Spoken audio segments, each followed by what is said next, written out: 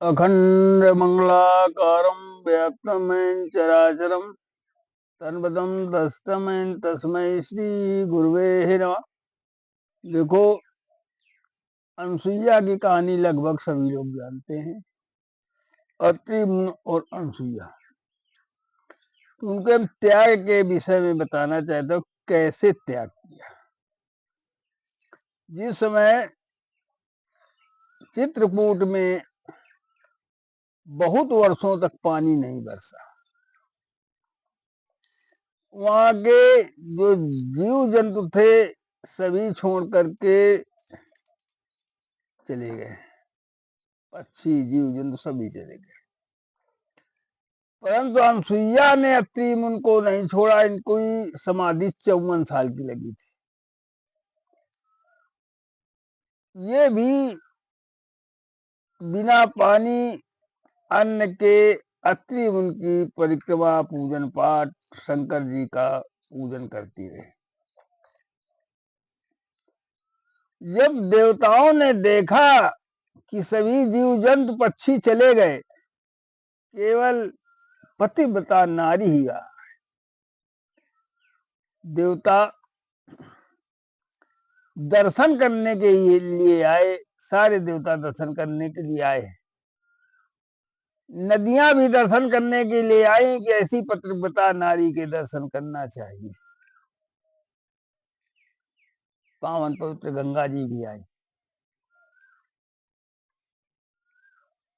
जिस समय समाधि अत्रि मुनि की टूटी, उस समय उन्होंने पानी मांगा। अनसुईया ने कमंडल को उठाया, पानी ले खोज में चली। पीछे पीछे गंगा जी जा रही हैं। काफी दूर जाने के बाद गंगा ने अनसुईया से कहा, पतिव्रते,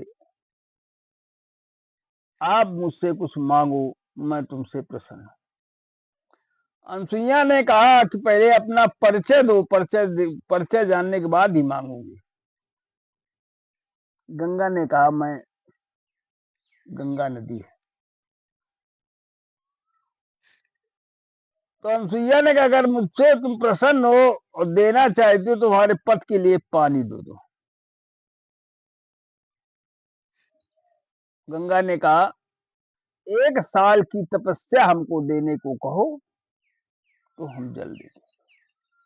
अनसुईया ने पथ के कारण 1 साल की तपस्या गंगा को देने को कह दिया। गंगा ने उसी जगह उसे गड्ढा खुदवाया और उसी में जल के रूप में प्रवेश कर गई। अनसुईया ने गंगा जल लिया और गंगा से कह दिया कि मेरे पति जब तक नाम है तब तक इसी रूप में मिलना। इधर जिस समय अत्रि मुनि ने देखा कि बड़े बड़े वृक्ष सूख गए, यहाँ तो कुछ भी है नहीं, पानी लाएगी कहां से, तब तक अनसुईया पानी लेकर के अत्रि मुनि ने पानी पिया और पूछा, ये पानी का स्वाद निराला है, देवी कहां से लाई। उन्होंने सारा वृत्तांत बताया। अत्रि मुनि को लेकर के गंगा जी के दर्शन कराए। अत्रि मुनि और अनसुईया ने उनसे कहा कि आप यहीं निवास करो, लोगों के पाप हरण के लिए आप यहीं चित्रकूट में ही निवास करो। तुरंत गंगे ने अनसुईया से फिर कहा कि अगर यहाँ तुमको रखना चाहते तो 1 साल की आराधना और भक्ति हमको दो, मैं यहीं रहूंगा। अनसुईया ने 1 साल की अपनी भक्ति फिर गंगा को दे दी। ऐसे वो गंगा मंदाकिनी के रूप में आज भी चित्रकूट में विराजमान है। तो हमारे कहने का मतलब है कि जैसे एक गन्ना कोल्हू में पेरा जाता है, अपनी जान देने के बाद दूसरे को मीठा रस पिलाता है। सोना हथौड़े से कूटा जाता है, कूट कूट करके जेवर बनाई जाती है, जो देवियों को सजाने के काम आती है, पहनाया जाता है वो जेवर।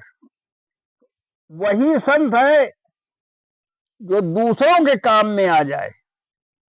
संत की यही परिभाषा है, दूसरों के दुख में अपना कुछ न देखे कि हमारा कितना बड़ी तप की या किसी चीज की हानि होती है, दूसरों का दुख दूर करने के लिए तत्पर रहे, वही संत है। देखो एक और बात है, मैं एक गरीब किसान का बेटा हूं, कानपुर नगर भीतरगांव ब्लॉक रावतपुर गांव के जंगल में रहता हूं। एक अनोखा वृक्ष जड़ एवं है जिसका मैं सेवक